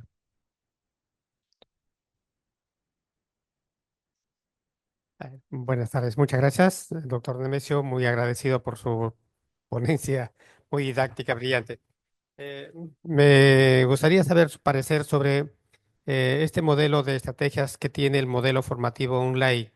Sabemos de que la exigencia requiere cierta cultura de lectura. Eso es lo que adolece en nuestra sociedad, ¿no? Online, es decir, que puede no venir el estudiante, estudiar desde su casa, no trasladarse físicamente, pero significa que el estudiante debe estar conectado y debe participar. A veces flexibilizan para decirle, ya no simultáneamente, puedes grabar, ver el video en otro momento, pero significa que tiene que tener un hábito, una cultura. Es lo que no hay. Entonces, podemos decir que una de las desventajas para este modelo, para la aplicación o implementación de este modelo, es la cultura muy poco favorable a este trabajo y que tenemos que empezar a formar esa cultura desde inicial, primaria, secundaria, o sea, aplicarlo directamente esto ahorita, a hacer un cambio en la universidad cuando ya el estudiante ya está formado y hay una cultura, tiene hábitos, es un poco, diríamos, trabajoso, ¿no? O sea, pocas probabilidades de éxito. Aquí si lo vamos formando desde un principio. Entonces ahí está el reto, creo que, de un modelo integral que se empiece desde los inicios para que los estudiantes adquieran esa cultura y sea, diríamos, exitoso, porque el modelo me parece interesante, pero tiene algunos requisitos, ¿no? Que no sé, ¿qué le parece? Sí, sí. Bueno, antes de contestar a Manuel, un gran colega, un gran maestro, un gran amigo, al cual agradezco que esté presente esta tarde. Es un honor, Manuel, tenerte ahí al frente. Sí, sí, coincido con tu análisis, porque más que una pregunta es un comentario muy válido, porque la aplicación la propuesta nuestra es que la investigación formativa como estrategia didáctica se implemente desde los primeros grados de la educación básica, con mucha lectura, con que sepan escribir, ¿sí? Y desarrollen el pensamiento, o sea, básicamente esos componentes. Luego, evidentemente, en una educación universitaria, como tú lo has mencionado, ya con estudiantes formados, con otro enfoque, donde la educación B-Learning, pues esto vas a encontrar a estudiantes que se conectan y que no participan activamente, etcétera, etcétera. Entonces ahí la estrategia es un poco trabajar con grupos tanto presenciales como semipresenciales y trabajar con evidencias. La estrategia que utilizamos nosotros es, por ejemplo, ok, tú no puedes estar ahí, no puedes venir a clase, ¿sí? Pero el día que toque exponer, ¿sí? Sí es muy importante que vengas, ¿no? En el día de las plenarias o en el día de la exposición de un producto acreditable, queremos que vengas porque queremos escucharte, queremos que nos digas o nos demuestres qué tanto has aprendido el curso, ¿no? Claro, obviamente esa es la idea, no lo vamos a decir con esas palabras, ¿no? Pero sí, necesitamos desarrollar un hábito fuerte por la lectura. Yo hablaba, Manuel y estimados colegas, de la estrategia DIN, Desarrollo de Habilidades para la Investigación. Y uno de los objetivos de esta estrategia es que los alumnos lean. ¿Cómo funciona? Les voy a explicar así en unos 2 minutos. Le damos un problema al estudiante. Le decimos, mira, vamos a investigar, voy a poner cualquier escenario, ¿no? Vamos a investigar sobre la contaminación del agua, ¿sí? En las ciudades, sin poner una delimitación, ¿ya? Y entonces organizo 6 grupos. Y le digo, mire, al primer grupo, ustedes van a leer, van a investigar, y el grupo número 1 va a exponer la siguiente sesión, o cuando lo planifiquemos, va a exponer sobre este problema de la contaminación del agua.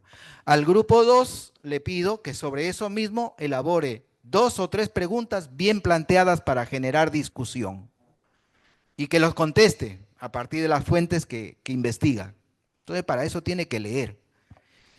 Al tercer grupo le digo, ustedes elaboran un comentario académico. Tienen que leer para eso y escribir. Todos tienen que leer y escribir. Al cuarto grupo le pido que elabore propuestas de solución ante ese problema. Para eso tiene que leer y escribir. Al quinto grupo le pido que genere conclusiones. Para eso tiene que leer y escribir. Y al sexto grupo le pido que haga una evaluación de las lecturas, de la temática que han leído y además de lo que está presentando cada uno de los grupos. Todos los grupos tienen que leer y escribir, leer y escribir, leer y escribir. En esta estrategia, con datos, y eso está publicado, de tener un grupo que solamente el 10 o 15% de estudiantes leían antes de clase, pasamos a tener 85, 80, 85% de alumnos que leen y que escriben. Entonces, yo no digo que esa estrategia sea la solución completa, pero sí le doy una pauta, una referencia de que es una estrategia que ayuda mucho a que los alumnos lean y escriban. En mi canal de YouTube incluso tengo experiencias de la aplicación de esta estrategia DIN con alumnos de tercer grado de primaria. ¿Ya? Muy, muy interesante y lo van a ver, ahí está el video para que lo puedan ver, obviamente un resumen, ¿no? Entonces yo coincido con lo que dice Manuel, mucha lectura, escritura, mientras más pequeñito mejor porque en la universidad la necesidad es mayor. Hola. Bien, Sí, por favor. bien, doctor. Agradecida por su ponencia, muy interesante. Mi pregunta es la siguiente. En la educación básica regular se desarrolla un currículo a través de competencias, donde al estudiante se debe desarrollar la reflexión, la crítica y el análisis, ¿no? Una crítica reflexiva. Sin embargo, veo que existe un divorcio en cuanto a la educación superior universitaria, le hablo, porque los exámenes de admisión, en los exámenes de admisión no se mide eso, sino para poder acceder a un ingreso a una universidad, se le plantea al estudiante o al postulante preguntas memorísticas. Entonces, ¿a qué se debe eso y cuál sería la solución para poder tener un cambio y una articulación entre la educación básica y regular y la educación superior universitaria en cuanto a los exámenes de admisión? Gracias. Bien, muy, muy buena pregunta porque estamos hablando de la articulación entre la educación básica y la educación superior, ¿no? Y esto ocurre en la mayoría de universidades del país, básicamente las públicas, ¿no? Yo creo que, a ver, el problema pasa por una cuestión normativa, primero, ¿no? Porque la ley universitaria dice que o sea, todo estudiante que ingrese a la universidad tiene que pasar por un proceso de admisión que comprende un examen de conocimientos, así dice, tal cual. Y eso es válido para las universidades públicas y también para las privadas. Entonces, fíjate, ahí ya tenemos un tema normativo fuerte. ¿Por qué? En la práctica, voy a decir una idea, una lectura muy ligera, muy rápida. Las universidades públicas lo aplican la mayoría al pie de la letra, examen de conocimientos, ¿sí? Y las privadas le están sacando la vuelta a eso, porque ya llaman examen de conocimientos a otras estrategias, por ejemplo, una entrevista, por ejemplo, la evaluación del tercio superior, etcétera. Hay toda una miscelánea de realidades, ¿sí? Entonces, está en la ley, la cuestión normativa, pero que en la práctica va teniendo varias connotaciones, ¿no? Varias formas de aplicar. Eso no es el escenario ideal. Pero a partir de ese marco normativo, ya hay universidades, y se lo digo, por ejemplo, fíjate, mira, en algún momento trabajamos con la Universidad Nacional de Piura, con la oficina de admisión, y hicimos con ellos un examen por competencias. En la Pedro también lo hicimos una vez, ya te hablo hace como 15 años por lo menos, ¿ya? En la Pedro lo hicimos una vez, la Nacional de Piura, en la Uneval de Huánuco también lo hemos hecho, ¿sí?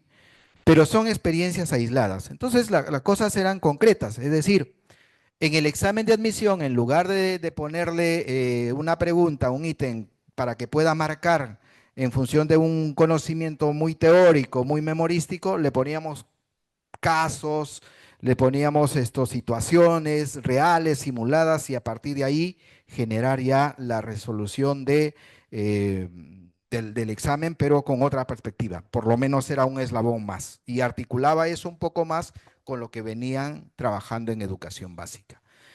Mi respuesta es que hay algunos avances muy focalizados. Quisiéramos que la generalidad de las universidades, si ya se conoce que hay un currículo por competencias en educación básica, el examen de admisión debería ser también por competencias.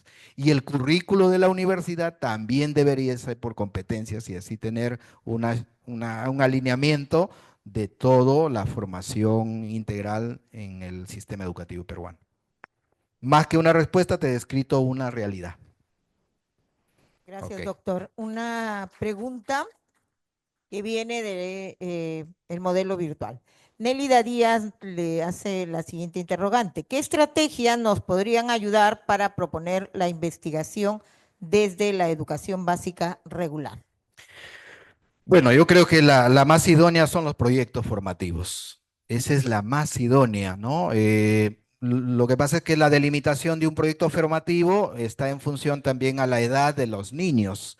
En educación primaria, los más pequeñitos tienen otro tipo de problemas a resolver, y el profesor tiene que ser muy hábil en saber seleccionar esos problemas. Entonces, la estrategia que yo recomiendo es los proyectos socioformativos. Si el profesor también conozco varias experiencias, hay papers publicados sobre eso. También la investigación-acción como una estrategia didáctica también se va utilizando también con mucha frecuencia. Lo que pasa es que los niños en educación primaria, básicamente ocurre esto, eh, rápidamente vivencian y detectan los problemas reales. Bueno, si vemos los estudios de Piaget, ellos están en la fase de las operaciones concretas, ¿no? Entonces rápidamente identifican. Y la investigación-acción consiste en concientizar al estudiante de que son parte de un problema, pero que también son parte de la solución de ese problema, y generamos un compromiso con ellos. Cuando yo trabajé esta estrategia con estudiantes universitarios, ese tiempo fue aquí en USAT, en el curso de práctica, o sea, desarrollamos un curso, o sea, 3 cursos articulamos. Investigación, que lo dirigía yo, el curso de práctica, otro profesor, y el curso de gestión educativa, otro profesor. Y trabajamos los 3. Entonces, los estudiantes de la especialidad inicial de primaria y secundaria fueron a sus centros de práctica y con sus estudiantes, como ya estaban haciendo práctica, identificaron problemas, y habían problemas relacionados con la higiene personal de los niños, habían problemas de la basura en los colegios, o sea, diferentes tipos de problemas. Y eso también está publicado en un paper, lo pueden leer, ¿ya? Entonces, lo que ellos hicieron es generar el compromiso con esos estudiantes de esos colegios, de esas escuelas, para que diseñen un plan de acción, que lo ejecutaron para resolver el problema y lo hicieron. Entonces, los estudiantes de la universidad hicieron que los estudiantes de los colegios resuelvan en parte el problema. Ellos fueron partícipes de la solución del problema como estudiantes y adquirieron habilidades investigativas. Y también aprendieron a gestionar procesos, comunicándose con los padres de familia, comunicándose con el profesor de aula, comunicándose con el director, conociendo la realidad. Colegas, hay varias estrategias que podemos desarrollar y solo necesita un poquito de observación y estar atentos a las posibilidades que tenemos cuando tenemos un grupo de estudiantes al frente. Entonces, con los estudiantes chiquitos también lo mismo podemos aplicar. Eso es lo que recomiendo. Gracias. Gracias, doctor. ¿Alguna pregunta más? Bien, muchísimas gracias, doctor Nemesio, por esta ponencia, y consideramos que ya en estos momentos vamos a dar pase a la clausura. Muchísimas gracias. Gracias a ustedes. Gracias por la paciencia que han tenido esta tarde de escucharme. Muchas gracias. El agradecimiento al doctor Nemesio Núñez Rojas.